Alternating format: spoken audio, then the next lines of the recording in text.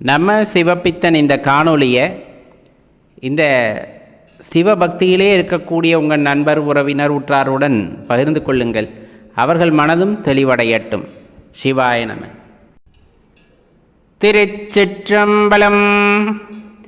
திருமலரையா திருவடிகள் போற்றி போற்றி, குருவடியும் திருவடியும் வணங்கின்ற பதிவை ஆரம்பிக்கலாம் நண்பர்களே. இது ஒரு அற்புதமான பதிவு அப்படின்னு சொல்லலாம். நம்மை நாம் உணர்ந்து கொள்வதற்கான ஒரு பதிவு அப்படின்னு இதை நம்ம சொல்லலாம். ஏன் அடியேன் அப்படி கூறுகின்றேன் அப்படின்னா, இறைவன் மிகப்பெரியவர்.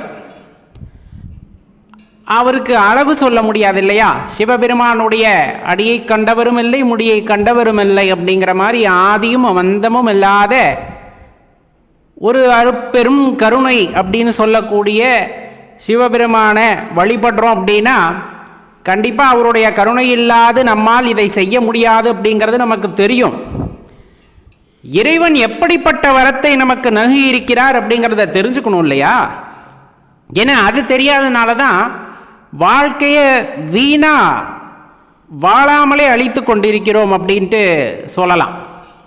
ஏன் இப்படி சொல்கிறோன்னா, பிறப்பு பல லட்சம் பிறப்பு இருக்கான், பல லட்சம் உயிரினங்கள் இருக்கின்றன, பல லட்சம் பிறப்புகள் இருக்கின்றன. மீண்டும் மீண்டும் பிறந்து பிறந்து இழைக்கின்றோம் அப்படின்னா அதில் மாற்று கருத்தே இல்லை. மாணிக்கவாசக பெருமானும் அதைத்தான் குறிப்பிடுகின்றார். பல பிறப்புகளை எடுத்து எடுத்து இழைத்து கொண்டிருக்கின்றோம், எதற்காகனே தெரியாமல். சரி, மற்ற உயிரினங்களாக இருந்தால் அந்த உடம்புக்குள்ளே இந்த உயிரானது குடிகொண்டிருந்தால் இந்த ஆறாவது அறிவு அப்படின்னு சொல்லக்கூடிய இறைவனை அறியக்கூடிய அறிவு நமக்கு கிடைத்திருக்குமா அப்படின்னா அது பெரிய கேள்விக்குறிதான். ஏன்னா அந்த உயிரினமாக இருந்தால் தான் நமக்கு தெரியும். ஏன்னா திடீர்னு பார்த்தா மாடு போய் சிவாலயங்களில் வழிபடுது, ஒரு அணில் போய் வழிபடுது, காகம் போய் வழிபடுது. இந்த மாதிரி திடீர்னு ஆங்காங்கே சில நிகழ்வுகள் நிகழ்கின்றன. அப்போ அந்த உயிரினமாக இருந்தால்தான் தெரியும். இருந்தாலும் இந்த பிறவியிலே மனித பிறவி அப்படிங்கிற அந்த அரும்பெரும் பிறவியை கொடுத்திருக்கிறார். அடியேன் இதை மிகைப்படுத்தி சொல்லவில்லை, எல்லா பிறவியும் உயர்வான பிறவிதான். இருந்தாலும் நமக்கு நன்காக தெரியும் அல்லவா, இந்த ஆறாவது அறிவு அப்படிங்கிறது ஆய்ந்தறியக்கூடிய அறிவு அப்படின்னு சொல்லக்கூடியது, சிந்திக்கக்கூடிய அறிவு அப்படின்னு சொல்லக்கூடியது, சரியான விடையை தேடக்கூடிய அறிவு அப்படின்னு சொல்லக்கூடியது. அப்படிப்பட்ட ஞானத்தை இறைவன் நமக்கு நல்கியிருக்கிறார், மனிதனாக உரு கொடுத்திருக்கிறார். இதுவே பெரிய வரம். சொல்லப்போனால் யாருக்கும் கிடைக்காத வரத்தை, பல லட்சம் உயிரினங்களுக்கு கிடைக்காத வரத்தை இந்த ஒரு 800 கோடி பேருக்கு இப்போது கொடுத்திருக்கிறார். இன்னும் வரக்கூடிய காலங்களிலே பல பேர்த்துக்கு அவர் கொடுத்து கொண்டே இருக்கின்றார் அப்படின்னு வச்சுக்கலாம். இப்போ மனித பிறவி நமக்கு கொடுத்திருக்கிறார் அப்படின்னா அது எவ்வளவு பெரிய விஷயம் அப்படிங்கிறத அடிப்படையில் நம்ம உணர்ந்திருக்கிறோமா அப்படின்னு கேட்டால் அவரவருக்குத்தான் வெளிச்சம்.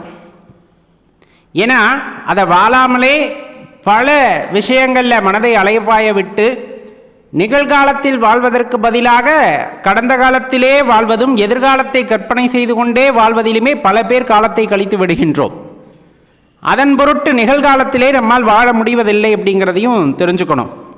சரி, இப்படிப்பட்ட பிறப்பு, அந்த பிறப்பை இறைவன் நமக்கு கொடுத்திருக்கிறார்னா எவ்வளவு பாக்கியசாலிகளாக இருப்போம் அப்படிங்கிறத தெளிவாக தெரிஞ்சுக்கங்க. சரி, இப்படி ஒரு பிறப்பு கிடச்சிருச்சுப்பா, மனுஷனாக பிறந்துட்டோம், எல்லாருமே அடுத்த நிலையை நோக்கி நகர்கிறார்களா அப்படின்னு கேட்டால் ஒவ்வொருத்தர் ஒவ்வொரு குறிப்பிட்ட வயதில் பார்த்தீங்கன்னா ஒரு 15-20 வயதுகிட்ட எல்லாம் வேற வேற இலக்கை நோக்கி ஓட ஆரம்பிச்சிடுறாங்க. ஏன்னா இறைவன் அனைத்தையும் படைத்திருக்கிறார். இறைவன் எல்லா உயிரினங்களுக்காகவும் இந்த பூமியிலே பல படைப்புகளை படைத்து வைத்திருக்கிறார். கண்டு காண்பதற்காகவும் அதே போல அனைத்தையும் உணர்வதற்காகவும் நிறைய விஷயங்களை படைச்சிருக்கிறார். எல்லாத்தையும் கண்டும் காணாமல் சென்று விடணும், அதுதான் இந்த இடத்துல ரொம்ப முக்கியமான விஷயம். கண்டு கடந்து விடணும். ஆனால் அதில் எதை உண்மைன்னு நம்ம நினைக்கிறோம் அப்படின்னு பார்த்தோன்னா, பணம், காசு, பேரு, புகழ், இந்த மாதிரி இருக்கின்ற எல்லா விஷயங்களையும் உண்மை என்று நினைத்து போபவர்கள் உண்டு. சில பேர் சரியான பாதையை நோக்கி போகணும் அப்படின்ட்டு தேடுறவங்க இந்த ஆன்மீகத்துக்குள்ளே காலடி எடுத்து வைப்பாங்க. அப்போ மனிதனாக பிறந்து நம்ம பல கோடி சம்பாதிக்கணும், சம்பாதிக்கிறதையெல்லாம் நாமே வைத்துக்கணுங்கிறது ஒரு பிரிவாக இருக்கும். கோடி கோடியாக சம்பாதிக்கணும், அதை எல்லாத்துக்கும் கொடுக்கணும் அப்படின்னு நினைக்கக்கூடிய ஒரு பிரிவாக இருக்கணும். அந்த பணத்தை பற்றியெல்லாம் கவலை இல்லை, என் குடும்பத்தோடு சந்தோஷமாக இருந்தால் போதும் அப்படிங்கிற பிறப்பும் இருக்கும். எனக்கு பணம் பற்றியும் கவலை இல்லை, குடும்பத்தை பற்றியும் கவலை இல்லை, நான் நல்லா இருந்தால் போகும் அப்படிங்கிற பிறப்பும் இருக்கும். இதையெல்லாம் தாண்டி ஆன்மீகம்னு ஒரு விஷயம் இருக்கு இல்லையா? நம்மை படைத்தவர் ஒருவர் இருக்கிறார் அல்லவா, அவரை உணர்ந்து கொள்ள வேண்டும் என்ற எண்ணம் படைத்தவர்கள் வெகு சொற்பமாகத்தான் இருக்கிறார்கள். அந்த வெகு சொற்பத்தில் நீங்கள் ஒருவரா அப்படின்னு கேட்டு பாருங்க. அப்படின்னா அது எப்படிப்பட்ட பிறப்பு அப்படிங்கிறத தெரிஞ்சுக்குங்க. ஏன்னா யாரை பற்றியுமே கவலை இல்லை அப்படின்னு போகிறவங்க வேற. என்னை ஒரு சக்தி படைத்திருக்கிறது என்றால் அந்த சக்தி எப்பேற்பட்டது என்பதை நான் அறிந்து கொள்ள வேண்டும் என்று முனைப்பு காட்டுபவர்கள் இந்த உலகத்திலே எத்தனை பேர் அப்படின்னு எடுத்துக்கிட்டோம்னா அதில் நாம் ஒருவராக இருக்கின்றோம் என்றால் அது எவ்வளவு பெரிய வரம் அப்படிங்கிறத யோசிச்சு பாருங்களேன். சரி, உணர்ந்துக்கிறோம், அந்த ஆன்மீகத்துக்குள்ளே முழுமையாக போகிறோமா? ஏன்னா அதுக்குள்ளே போகிறதுக்கு ஒரு தைரியம் வேணும். சும்மாவெல்லாம் ஆன்மீகத்துக்குள்ளே போயிட முடியாது. அதாவது கோயிலுக்கு போகிறோம், பூஜை பண்ணுறோம், அலங்காரம் பண்ணுறோம், அபிஷேகம் பண்ணுறோங்கிறது ஆன்மீகம் இல்லை. அதையும் தாண்டி சர்வவியாபியாக நிறைந்திருக்கின்ற இறைவனை எல்லா இடத்திலும் நம்மால் உணர முடியும் என்பதை உணர்ந்து கொள்வதற்கு முயற்சி செய்கிறார்கள் அல்லவா? அப்போது பற்றுகளை விட வேண்டும், பற்றுகளை விட வேண்டும். அதுக்குன்னு பந்தபாசத்தை கிடையாது, எல்லாத்தையும் விட்டுட்டு நம்ம சாமியாரா போகணுங்கிறது கிடையாது.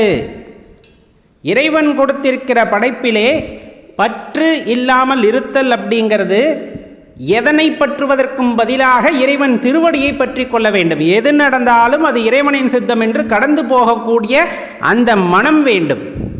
அதுக்கு ஒரு தைரியம் வேணும். ஏன்னா இது நடந்துருமோ அது நடந்துருமோ அப்படின்ட்டு எப்பவுமே மனம் ஒரு குழப்பத்திலே இருக்கிறது அப்படின்னா நமது வாழ்க்கையானது சிறப்பாக இருக்காது. அது ஆன்மீகத்துக்குள் நாம் காலடி எடுத்து வைத்தாலும் இறைவனை முழுமையாக நம்ப வேண்டும். இறைவன் எது கொடுத்தாலும் நமது நன்மைக்காக கொடுப்பார் என்பதை நம்ப வேண்டும். இன்பமாக இருக்கட்டும் துன்பமாக இருக்கட்டும், வாழ்க்கையில் எழக்கூடிய மாற்றங்கள் எதுவாயினும் அது இறைவன் நமக்காக கொடுத்திருக்கிறார். இதில் ஏதோ ஒரு சூட்சமம் இருக்கும், அதனால் இதை அனுபவிப்போம் என்ற எண்ணமும் அந்த தைரியமும் இருத்தல் வேண்டும். அவ்வாறு ஆன்மீகத்துக்குள் காலடி எடுத்து வைத்து தைரியமாக இறைவனின் மீது, சிவபெருமான் மீது பாரத்தை போட்டுவிட்டு நடை போடக்கூடியவர்களா நாம் அப்படின்னு யோசிச்சு பாருங்களேன்.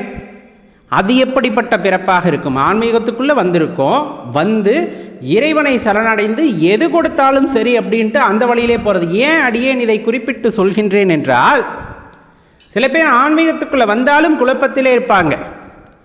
சந்தோஷமாக வருது அப்படின்னா சந்தோஷமாக இருப்பாங்க. அப்பா சிவபெருமான் எவ்வளவு நல்லவர், காடு கொடுக்கிறார், வீடு கொடுக்கிறார், சந்தோஷத்தை கொடுக்கிறார், நல்ல குடும்பத்தை கொடுத்திருக்கிறார் இப்படின்ட்டு புகழ்ந்து தள்ளி விடுவார்கள். அதே சமயத்தில் ஏதாவது ஒரு நெருடல் வருகிறதுனா, அடடா சாமியை கும்பிட்டா இப்படியெல்லாம் கஷ்டம் வருதே அப்படின்ட்டு யோசிக்கிறாங்க பாருங்க. அந்த இடத்துல தான் முடிஞ்சிருது அந்த ஆன்மீகத்தோட பயணம். அதையெல்லாம் தாண்டி எது வந்தாலும், எந்த நிலை வந்தாலும் இறைவனை நான் விடப்போவதில்லை, இறைவனும் என்னை விடப்போவதில்லை அப்படிங்கிற அந்த நம்பிக்கை இருக்கு இல்லையா? எந்த துன்பம் வந்தாலும் சரி, அத்துன்பம் யாரால் கொடுக்கப்பட்டது? எம்பெருமான் ஈசனால் கொடுக்கப்பட்டது. அந்த துன்பத்தை யாரால் தீர்க்க முடியும்? எம்பெருமான் ஈசனால் தீர்க்க முடியும். இது யாருக்காக அவர் செய்கிறார்? எனது ஆன்மாவை பக்குவப்படுத்துவதற்காக, அடியேனின் இந்த ஆன்மாவை பக்குவப்படுத்துவதற்காக இறைவன் இந்த திருவிளையாடலை புரிகின்றார். அப்போ பக்குவப்பட்டுச்சு அப்படிங்கும் போது அவரை சரணடையாத தகுதியான மனதாக மாறுகிறது, உயிராக மாறுகிறது. அப்போ அந்த நிலைக்கு போகிறதுனா எவ்வளவு பெரிய விஷயம் தெரியுங்களா? அப்போ அதை தாண்டி அடுத்தது நம்ம எங்கே போவோம் அப்படின்னா, நல்ல குருமார்கள். ஏன்னா என்னமோ சொன்ன மாதிரி குருமார்கள் சரியாக வாய்க்கப்பெறவில்லை என்றால், அமையப்பெறவில்லை என்றால், என்னென்ன செய்கிறதுனே தெரியாமல் எல்லாத்தையும் தொடர்ந்து செஞ்சுக்கிட்டே இருப்பாங்க. எதை செய்கிறதுனே தெரியாது, எல்லா புத்தகங்களையும் படிக்க வேண்டியது, அனைத்தையும் முயற்சி செய்து பார்க்க வேண்டியது, எதிலுமே ஒரு முடிவு கிட்டாமல் அப்படியே தொடர்ந்து சென்று கொண்டிருக்க வேண்டியது. அப்படிங்கிற நிலையில தான் பாதி பேர் அந்த ஆன்மீகத்தில் இருக்கிறவங்க ஒரு குழப்பத்தில் இருப்பாங்க. அவர்கள் தெளிவு பெற வேண்டும் என்றால் அவர்களுக்கு எதில் நாட்டம் இருக்கிறதோ அது தொடர்பான குருமார்களை தேடுவார்கள். அப்படி தேடி அமையப்பெறும் பொழுது, சரியான குருவாகப்பட்டவர் அமையப்பெறுகிறார் அப்படின்னா அந்த வாழ்க்கை எப்படிப்பட்ட வாழ்க்கையாக இருக்கும் என்று யோசித்து பாருங்கள்.